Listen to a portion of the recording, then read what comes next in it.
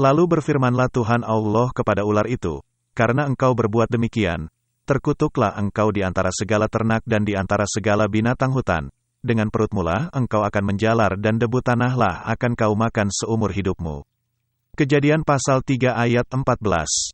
Ayat ini menjelaskan hukuman Tuhan kepada ular yang telah memperdaya Hawa untuk memakan buah dari pohon yang tumbuh di tengah-tengah taman. Ular itu akan menjalar dengan perut dan debu tanah akan jadi makanan si ular seumur hidupnya. Namun ayat ini menuai masalah, sebab ular tidak makan debu tanah. Kondisi tersebut memaksa kafir Kristen untuk menafsirkan Kejadian pasal 3 ayat 14 agar tidak membuat para pembacanya tertawa. Kafir Kristen ini menjelaskan bahwa makan debu atau menjilati debu hanyalah ungkapan dalam bahasa Ibrani yang berarti penghinaan dan kekalahan. Sebagaimana disebutkan dalam ayat-ayat berikut, kiranya penghuni padang belantara berlutut di depannya, dan musuh-musuhnya menjilat debu. Mazmur pasal 72 ayat 9. Raja-raja akan menjadi bapa asuhmu dan permaisuri-permaisuri mereka menjadi inang penyusumu. Mereka akan sujud memberi hormat kepadamu dan menjilat debu kakimu. Engkau akan tahu bahwa akulah Tuhan. Orang-orang yang menantikan aku tidak akan malu. Yesaya pasal 49 ayat 23. Jadi menurutnya, ular makan debu adalah sebuah ungkapan yang menyiratkan bahwa Tuhan telah merendahkan ular karena telah menyebabkan kejatuhan manusia.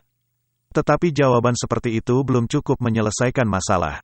Karena dalam kitab Wahyu, yang dimaksud ular itu adalah iblis atau setan, sebagaimana disebut pada ayat berikut, dan naga besar itu, si ular tua, yang disebut iblis atau Satan, yang menyesatkan seluruh dunia, dilemparkan ke bawah, ia dilemparkan ke bumi, bersama-sama dengan malaikat-malaikatnya. Wahyu pasal 12 ayat 9. Sedangkan iblis atau setan tidak direndahkan Tuhan karena menyebabkan kejatuhan manusia. Itu karena iblis atau setan bersama dengan malaikat-malaikat Tuhan masih dapat bertemu Tuhan di sorga. Perhatikan ayat-ayat berikut. Pada suatu hari datanglah anak-anak Allah menghadap Tuhan dan di antara mereka datanglah juga iblis. Ayub pasal 1 ayat 6. Sampai sekarang pun iblis atau setan ini masih bisa bertemu Tuhan di sorga. Iblis atau setan baru benar-benar direndahkan setelah memberontak kepada Tuhan untuk kedua kalinya yang sampai menimbulkan peperangan di sorga. Peperangan ini terjadi nanti di akhir zaman. Jadi klaim kafir Kristen bahwa ular makan debu hanyalah ungkapan yang menyiratkan Tuhan telah merendahkan ular adalah klaim yang tidak dapat diterima. Tuhan dalam Bible Perjanjian Lama berfirman di ayat lainnya, tetapi kepada segala binatang di bumi dan segala burung di udara dan segala yang merayap di bumi, yang bernyawa, kuberikan segala tumbuh-tumbuhan hijau menjadi makanannya. Dan jadilah demikian. Kejadian pasal 1 ayat 30. Ayat ini juga bermasalah, karena kita tahu tidak semua binatang memakan tumbuh-tumbuhan hijau. Tetapi demi agar para pembaca Bible tidak tertawa ketika membaca ayat ini, kafir Kristen pemuja Yesus mencoba menafsirkannya. Kafir Kristen memberikan penjelasan bahwa apa yang dituliskan dalam kitab Kejadian pasal 1 memberikan bukti-bukti Alkitabiah yang menunjukkan bahwa tidak ada binatang pemakan daging sebelum kejatuhan manusia ke dalam dosa. Menurut Kejadian pasal 1 ayat 29-30, makanan mula-mula manusia dan segala binatang adalah segala tumbuh-tumbuhan hijau.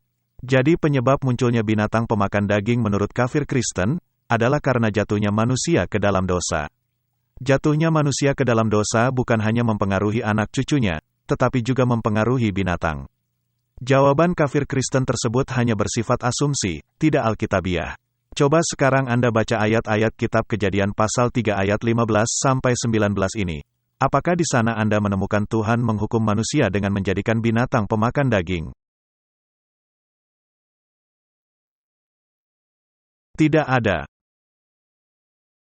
Kafir Kristen pemuja Yesus mengatakan bahwa kejatuhan manusia ke dalam dosa tidak hanya mempengaruhi anak cucunya, tetapi juga berpengaruh terhadap binatang. Sebelum kejatuhan manusia, binatang hanya memakan tumbuh-tumbuhan hijau. Setelah kejatuhan manusia ke dalam dosa, binatang ada yang memakan daging.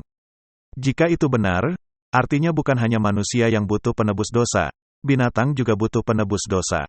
Jika binatang butuh penebus dosa, maka binatang juga harus dibaptis dan menerima Injil.